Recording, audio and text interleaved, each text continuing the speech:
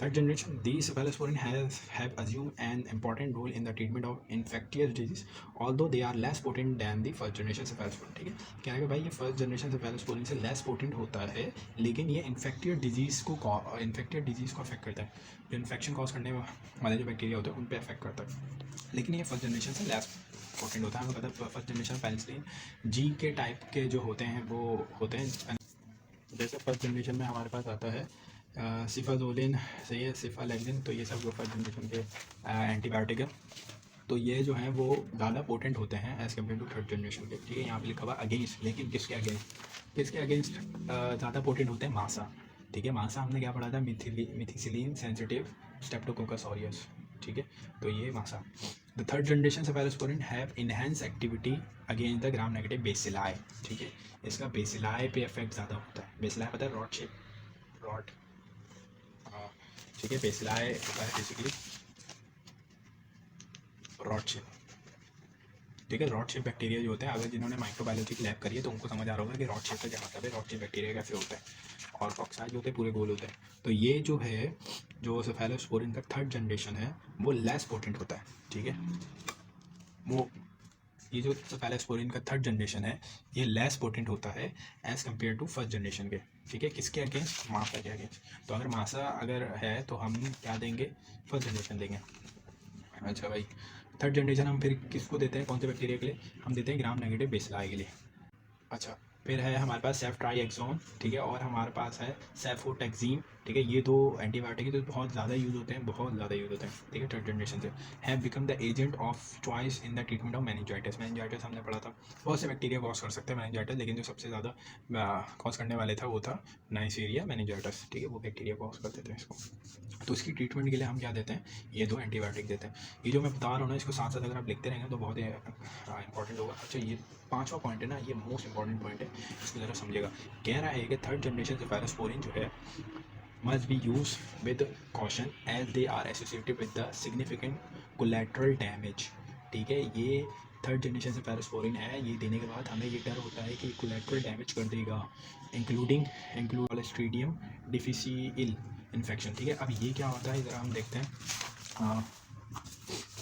ये जो बैक्टीरिया होता है, जो हमने एंटीबायोटिक दी है उससे क्या होता है, जो थर्ड जनरेशन जो एंटीबायोटिक दी है उससे जो नेचुरल बैक्टीरिया जो होते हैं हमारी बॉडी के अंदर वो डिस्टर्ब हो जाते हैं। ठीक है, डिस्टर्ब होने के बाद वहाँ पे ये बैक्टीरिया ग्रो कर जाता है और फिर हमारे पास इन्फेक्शन स्टार्ट हो जाता है। ठीक है, तो अगर आप थर्ड जनरेशन दे रहे हैं तो आपको कोलेट्रल डैमेज का ख्याल रखना पड़ेगा, चेक एंड बैलेंस रखना पड़ेगा, कोलेट्रल डैमेज तो नहीं हो रहा। लेकिन नोट में क्या लिखा हुआ है कि हम fluoroquinolone used also associated with the collateral damage. ठीक है, फ्लोरोक्विनोलोन्स भी हमारे पास यूज़ करा जाता है, is also associated with the collateral damage. ठीक है भाई, हमारे पास फोर्थ जनरेशन पे आते हैं जी। अच्छा जी, तो फिर हम आते हैं फोर्थ जनरेशन में। फोर्थ जनरेशन में हमारे पास आता है cefepime has a widely anti bacterial spectrum with activity against streptococci and staphylococci but only those that are methicillin susceptible. ठीक है, जो मिथिसिलिन से सेंसिटिव होते हैं, ठीक है, उसको ये जो सिफिपाइन जो होते हैं वो आराम से अटैक कर सकते हैं, उसको डैमेज कर सकते हैं। अच्छा, अब सेकंड पॉइंट वही है जो हमने डिस्कस करा था कि हम एंटीबायोटिक सेलेक्ट कैसे करेंगे। हम एंटीबायोटिक ऐसे सेलेक्ट करते हैं, कोई भी पेशेंट आता है तो फिर हम उसको लोकल एंटीबायोग्राम उसका टेस्ट करते हैं, जो कि लेबॉरेटरी टेस्ट है, जो सेंसिटिविटी देखता है किसी भी बैक्टीरिया की एंटीबायोटिक से। ठीक है, तो एडवांस जनरेशन में हमारे पास आता है ceftaroline is a broad spectrum advance generation से सेफेलोस्पोरिन। ठीक है, ये ब्रॉड स्पेक्ट्रम होता है। ठीक है, अच्छा, अब ये इधर क्या बोला, it is only beta lactam. ये ओनली बीटा लैक्टम है जो United state with activity of Marsa.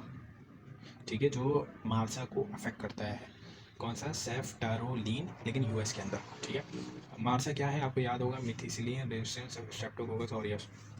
ठीक है, it is indicated for the treatment of complicated skin. ठीक है, ये जब आता है मार्सा तो क्या क्या हो सकता है हमारे पास? कॉम्प्लिकेटेड स्किन डिजीज हो सकती है, स्किन स्ट्रक्चर इन्फेक्शन हो सकता है, कम्युनिटी एक्वायर्ड निमोनिया। ठीक है, ये 3 बीमारियाँ हो सकती हैं। The unique structure allow ceftaroline to bind PBPS found in MRSA. ठीक है, अब ये क्या करते हैं कि भाई हमने जो पढ़ा था कि ये बीटा लैक्टम रिंग जो इसके अंदर होता है ये अंदर जाता है एम मार्सा के, और ये अंदर जाते हैं PBPS के साथ कंबाइन करते हैं और फिर हमारे पास पेप्टिडोग्लाइकन की फॉर्मेशन को कर देते हैं इनेबिट। ठीक है जी, रेजिस्टेंस कैसे आती है? रेजिस्टेंस हमने पहली वीडियो में हमारी एंटीबायोटिक के हमने बताया था, बहुत से होते हैं, लेकिन इधर जो रेजिस्टेंस आती है वो दो तरीके से आती है कि जो बीटा लैक्टम रिंग होता है एंटीबायोटिक के अंदर, वो हाइड्रोलाइज कर देता है कौन? बीटा लैक्टमेज, जो बैक्टीरिया के अंदर मौजूद होता है। बैक्टीरिया के अंदर बीटा लैक्टमेज होता है जो बीटा लैक्टम रिंग को तोड़ देता है एंटीबायोटिक के अंदर, तो जिसकी वजह से होता है क्या, जो काम का ही नहीं रहता एंटीबायोटिक। दूसरा यह है reduce affinity for the PBPS, ठीक है। एंटीबायोटिक इफेक्ट तभी शो करता है जब वो PBPS के साथ कंबाइन होता है। तो क्या करता है बैक्टीरिया, हमारा जो हमने पढ़ा था कि मॉडिफाई कर देता है PBPS को। मॉडिफाई करने के बाद उससे होता क्या है कि जो अटैचमेंट है एंटीबायोटिक की वो नहीं हो पाती, ठीक है जी। फार्माकोकाइनेटिक जो होता है उसमें हमारे पास बस ये लिखा हुआ है कि many of the cephalosporin must be administered IV। हम IV और IM देते हैं, किसी किसी रीजन क्या है, क्योंकि ये पुअर ही ओरल एब्जॉर्प्शन होती है इसकी, ठीक है। पुअरली एब्जॉर्ब होता है बॉडी के अंदर तभी। अच्छा, डिस्ट्रीब्यूशन पे आते हैं। All cephalosporin distributed very well into the fluid, however adequate therapeutic level in the CSF regardless of the inflammation are achieve with only few cephalosporin, ठीक है। आपको ये कह रहा है कि भाई ये पहुँच तो जाते हैं लेकिन हर कोई इफेक्ट शो नहीं करता, ठीक है। हर कोई अपना सेफेलोस्पोरिन का अच्छा इफेक्ट शो नहीं करता, ये पहुंच तो जाता है, ठीक है जी।